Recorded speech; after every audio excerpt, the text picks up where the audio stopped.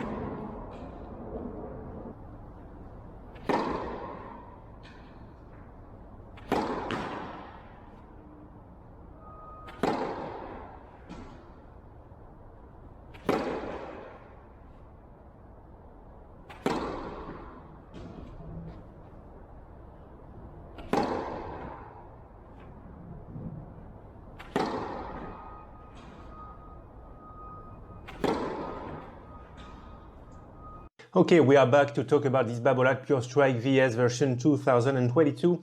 Tennis Warehouse Europe sent me for a demo, by the way, for your tennis equipment. I advise you to go at Tennis Warehouse Europe, and if you live in Europe, it's very nice from you if you use my affiliate link to buy at Tennis Warehouse Europe. Doing so, you will help me continue the videos I'm doing on YouTube. You can find my affiliate link under the video, and you can also type the address that appears directly on the video. Thank you. Okay guys, let's go for the review. First, concerning the strings, I have a Headsonic Pro, tensioned 23 kilograms.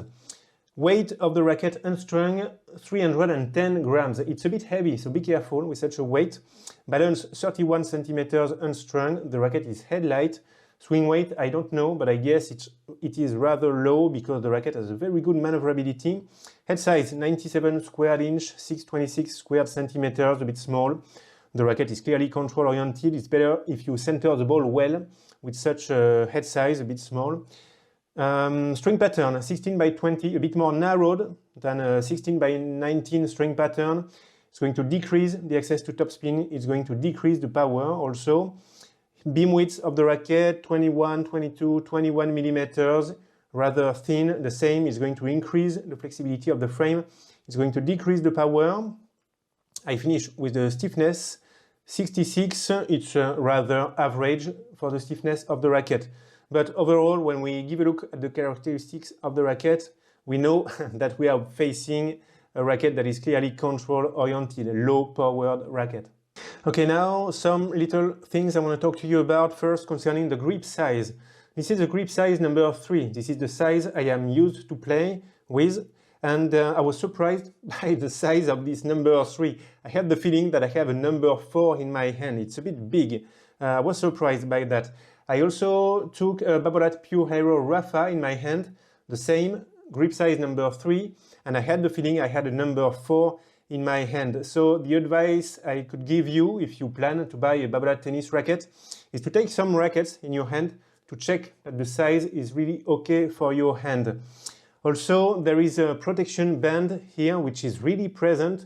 I find it bigger than what I am used to see on most tennis rackets. So really big protection here for the frame on this racket. Okay, and what I can say also concerning this racket is that it makes me think of some older Babolat tennis rackets. For those of you who know these rackets, it makes me think of the Babolat Pure Control, Babolat Pure Storm, because of the shape of the frame, because of the control and the feelings given by the racket. It makes me think of these older Babolat tennis rackets. Okay, now we are going to talk about my feelings on the court when I played with the racket. We are going to start with the power given by the racket. Very important characteristic, of course, when you're looking for a new tennis racket. And first of all, I show you a comparison on the screen with some other rackets. Maybe you already know. Comparison only in terms of power. Concerning my feelings and the power of the racket, it was fine at the beginning of the session. Fine on the forehand, on the backhand. And with time, with the fatigue, and during the session, it became more and more difficult for me to generate enough power, especially on my forehand. On my backhand, it was fine all along the session because it's my best shot, slice backhand, topspin backhand. And in fact, I could even play with a more control-oriented tennis racket, but it's special for my backhand. On my forehand, it was a bit more difficult with the fatigue. I began to lose some swing speed with time, and finally some power. On the serve, it was just correct, but I think that if I would have to play with this racket during the full length of a match, it would be a bit tiresome to serve with this racket. But it really depends on your feeling. I think with this racket, you need a good technique. Anyway, you need to be able to generate some power with your physical skills, with your technique, because if not, it's going to be difficult. So for me, the racket, it's a bit too difficult, a bit too control-oriented. I need something easier with some more easy power. So this racket is going to be interesting for powerful players able to produce their power and who are really looking for a control-oriented tennis racket. Okay, now concerning spins, I had some good feelings on my slice backhand, no problem, good control. On my topspin backhand, it was fine, but I don't put a heavy topspin on my backhand, so it was just fine with some light topspin, I would say. On my forehand, it was more difficult because I am used to put some more topspin on my forehand, so I struggled a bit to make the strings move and to put some topspin on my forehand. Same on the serve, to put some topspin, it was a bit difficult. So it's because of the head size, which is a bit small, and also the string pattern, which is a bit narrowed. So to conclude concerning the access to topspin, I would say it's correct, average, but don't expect something completely crazy for the access to topspin. I would say just correct. So now concerning the maneuverability of the frame. So the racket is headlight, very good maneuverability, really easy to swing, but be careful at the same time with the weight of the racket, because you are going to feel that the racket is easy to swing if at the same time you are able to play with a racket that weighs 310 grams unstrung, which is not really my case. I think that 310 grams, it's a bit too heavy for me. So concerning the maneuverability, it was fine at the beginning of the session, and at the end of the session with the fatigue, even if the racket is headlight, I began to feel that it was a bit difficult to find some speed for my swings, especially on my forehand. So we can say that I lacked a bit of maneuverability at the end of the session, but more because of the weight that is a bit too high for me. So very good maneuverability, but if you are able to play with the weight of the racket. Okay, now concerning the comfort of the frame, it was fine. I would say it's different from the other Pure Strike I have tested, Babolat Pure Strike 100, 16 by 19, or also the Babolat Pure Strike 18 by 20. The feeling is different. I would say with this one you have a more classical feeling, and with the other one maybe the vibrations are a bit more dampened, so maybe a bit more comfort with the other Babolat Pure Strike, but it is correct with this one. Concerning tolerance and forgiveness, it was correct, but not completely crazy, but it's logical with such a head size and also the string pattern, which is a bit narrowed.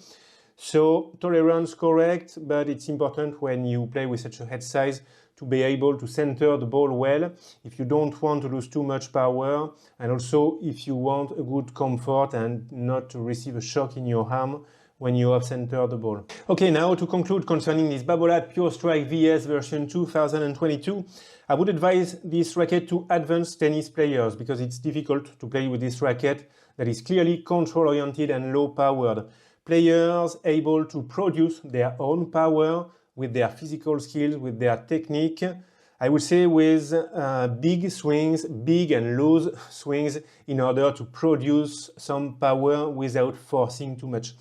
Players able to play with a racket that is a bit heavy, 310 grams unstrung, game style rather powerful, some topspin but not too much topspin because the access to topspin is not crazy with this racket, and players of course looking for a very good level of control, and at the same time players looking for a racket with a good maneuverability and a tolerance correct considering the head size a bit small.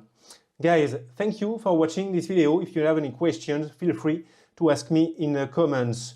Take care and see you very soon in another video. Bye bye.